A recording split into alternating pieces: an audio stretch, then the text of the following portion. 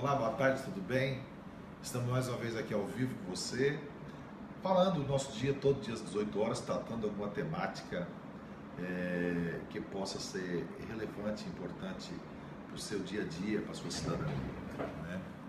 Eu gostaria de abordar hoje, tem vários temas que estão repercutindo a nível nacional. Primeiro, sobre essa greve que nós já falamos ontem, antes de ontem, da greve dos caminhoneiros, que mostrou para todo o país a importância da organização dos trabalhadores, ou seja, os caminhoneiros, uma profissão simples, e ao mesmo tempo mostrou a alta importância para toda a cidadania brasileira, quando ele leva e traz a comida, o alimento e tudo mais que faz bem para o dia a dia de todas as pessoas, e estão sendo massacrados e desvalorizados.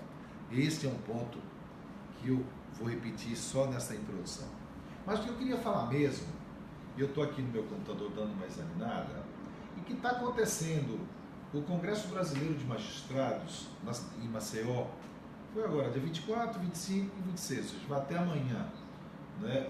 O Congresso Brasileiro de Magistrados, o que me chama a atenção, e eu acho que é fundamental isso, é de que neste Congresso o tema essencial é a politização do judiciário ou a judicialização da política.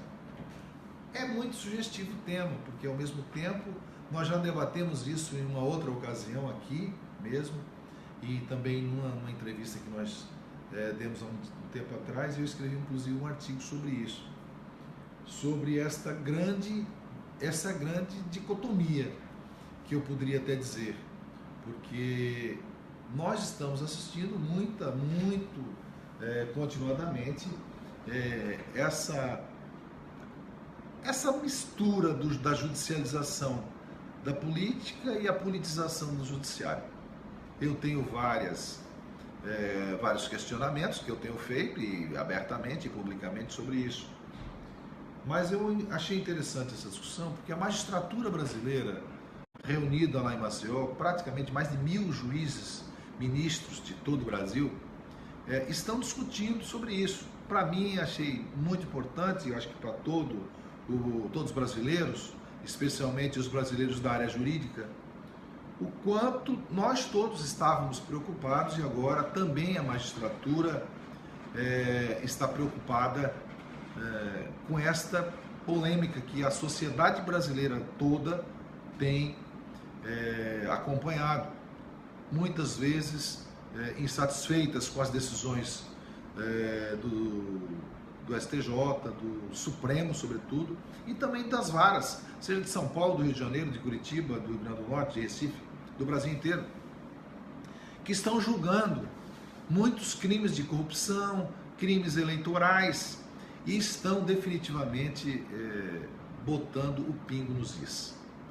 E eu acho que isso é muito importante, sim, mas gera esta grave impressão, que muitas vezes avança o campo da judicialização, avança o campo do conflito em si, jurídico, e caminha um pouco para o lado político. E nesse aspecto, a imprensa brasileira tem contribuído muito para dar esse tom político às decisões. Muitas vezes dando mesmo propositadamente. Nós percebemos que vários julgamentos prende corrupto, solta corrupto, condena, absolve, e a gente percebe que tem no fundo uma certa conotação política. Nós presenciamos isso quando nós assistimos uma absurda celeridade processual, que ao meu ver muito saudável. Eu queria que todos os processos tramitassem com a celeridade que tramitou o processo que condenou o presidente Lula. Infelizmente, vários processos com 10, 15 anos prescreveram em vários tribunais, e especialmente no Supremo Tribunal Federal. Ou seja, prescreveram e não julgaram mais de 10 anos. E surpreendentemente, o processo que envolveu um ex-presidente da República chamado Luiz Inácio Lula da Silva, em 6 meses ele foi julgado da primeira instância até o STJ. Aliás, inclusive habeas corpus no Supremo, o que foi um absurdo, o sentido de ser rápido Poderia ser rápido de qualquer maneira, mas eu acho que todos deveriam ser, eu acredito muito nisso. Não é? Essa celeridade processual é merecida para todos os processos brasileiros que cuidem de corrupção.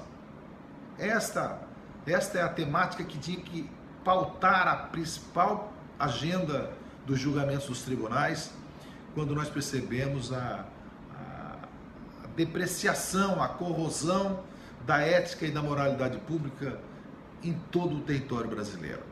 Eu acho que esse é o tom que nós esperávamos e ainda esperamos que o Supremo Tribunal Federal inclua em todos os seus aspectos a celeridade no julgamento dos processos que envolvem os políticos com desvio ético, moral e improbos.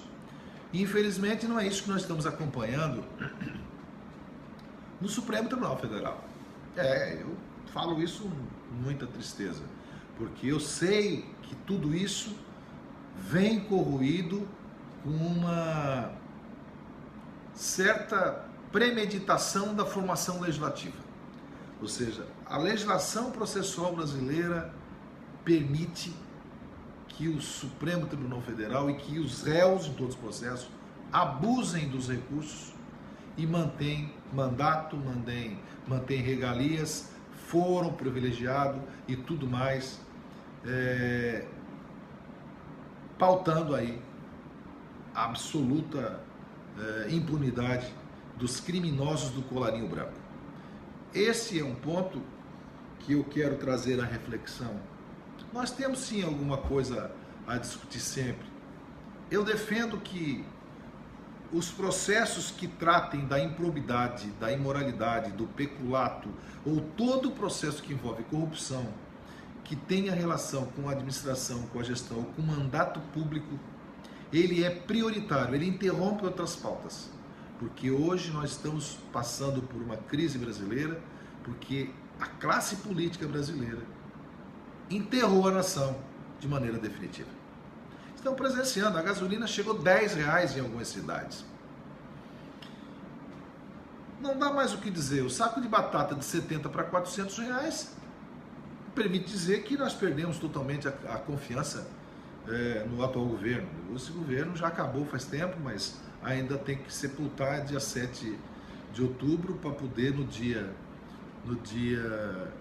1º de janeiro o país mudar.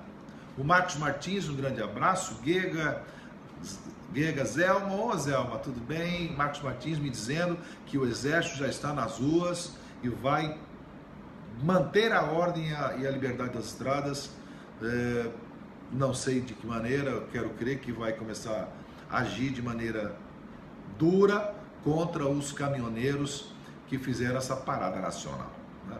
José Pereira, meu querido amigo advogado de Porto Velho, também acompanhando. Enfim, os meus amigos que estão por aí no Brasil. Marcondes Santos também lá de Porto Velho. Parece que tem um público muito bom lá, as pessoas, meus amigos de Porto Velho que estão acompanhando.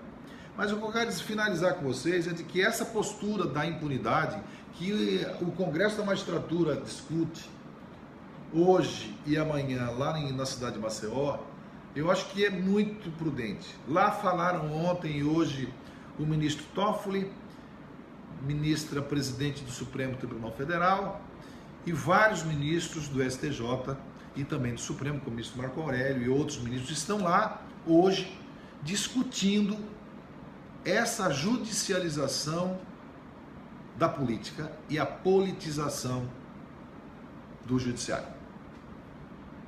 Bom, aí é uma questão que nós temos que realmente questionar. Fabiano, pastor Fabiano, um grande abraço para você, acompanhando também aí, receba meus cumprimentos.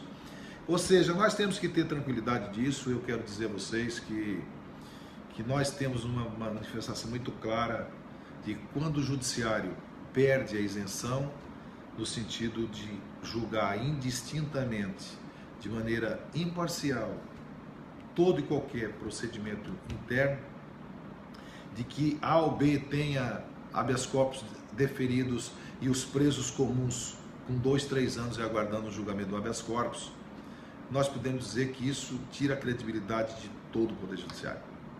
Eu acho que é nisso que nós precisamos centrar. O judiciário é a esperança, a nossa esperança da paz social ser resguardada e mantida.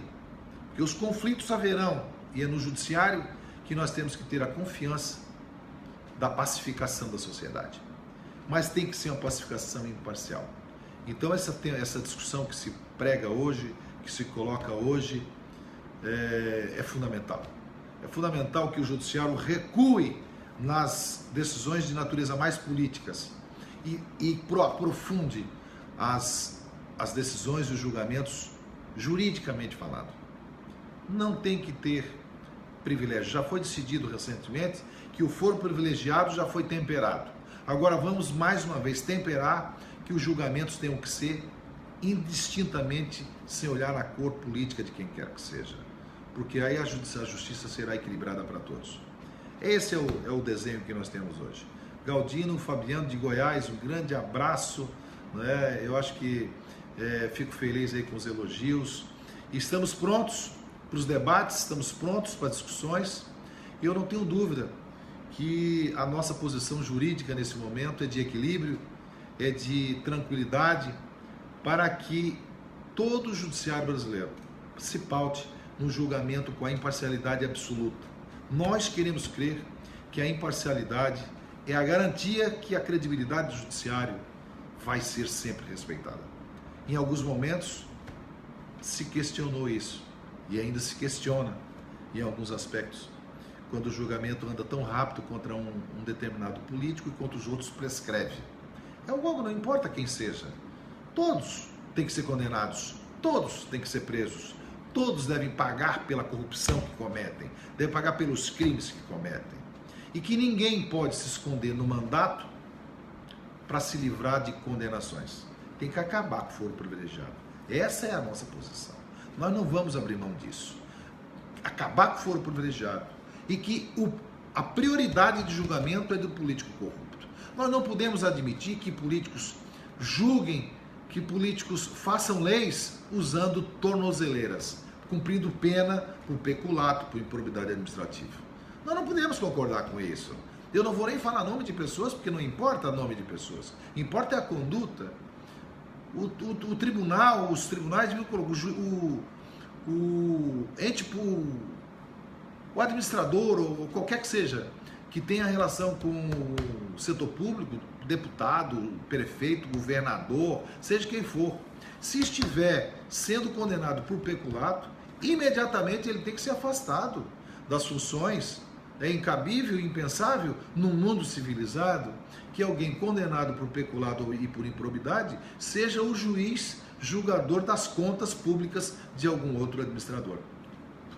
Chegamos a esse ponto, né? No Congresso Nacional tem muitos, no Rio Grande do Norte também tem, e no Brasil inteiro tem. É por isso que nós temos essa segurança. Precisamos ter firmeza, força, para poder enfrentar isso. Rodimar, lá de Nígia Floresta, um grande abraço para você, aqui do Rio Grande do Norte. Irenilson Evangelista também assistindo. Enfim, é o Brasil acompanhando o nosso bate-papo. Eu fico feliz porque a gente vai poder interagir agora ao vivo, como estamos, e também depois você pode mandar suas mensagens e nós vamos responder no decorrer do dia e do fim de semana. Então fico aqui, finalizo praticamente por aqui, dizendo a você a nossa posição, a nossa firmeza no combate à corrupção, firmeza no combate à imoralidade e na defesa da ética, seja em qualquer campo, no judiciário, na política, na administração e na vida do dia a dia. Se você exige ética, você tem que também ser ético nos atos mais simples da sua vida. Seja na hora de votar, na hora de comprar, na hora de estacionar, você é ético, mas vai lá e estaciona na vaga do portador de necessidades especiais, do portador do idoso. Portanto, você já não está tendo uma conduta que eu possa dizer correta. Então nós temos que nos corrigir dos pontos mais simples, porque é lá que a gente inicia a correção do Brasil inteiro. O Brasil precisa de homens e mulheres assim. É por isso que eu acredito que é possível sim, fazer um Brasil melhor. E nós acreditamos nisso. O judiciário tem a nossa voz, a nossa força, a nossa credibilidade para fazer valer a imparcialidade nos julgamentos e o fim da corrupção. A justiça tem que botar a caneta para funcionar e afastar corrupto dos mandatos e corrupto dos poderes de prefeitura, de governo e seja lá de onde for. Nós não podemos mais tolerar a corrupção. E é esse o pedido e é essa a esperança que nós temos no judiciário brasileiro, que vai deixar de fazer politização e vai fazer a judicialização dos processos definitivamente contra a corrupção. Um grande abraço a todos vocês, Marcos Martins, Cleberson e todos que sabem que nós temos uma posição coerente, correta no decorrer da vida. Não é oportunismo. É assim que nós vamos construir um mundo melhor. E é esse mundo que nós queremos conviver e compartilhar com você. O meu grande abraço e até segunda-feira, se Deus quiser, aqui no mesmo horário e no mesmo canal. Valeu, valeu, um abraço e até mais.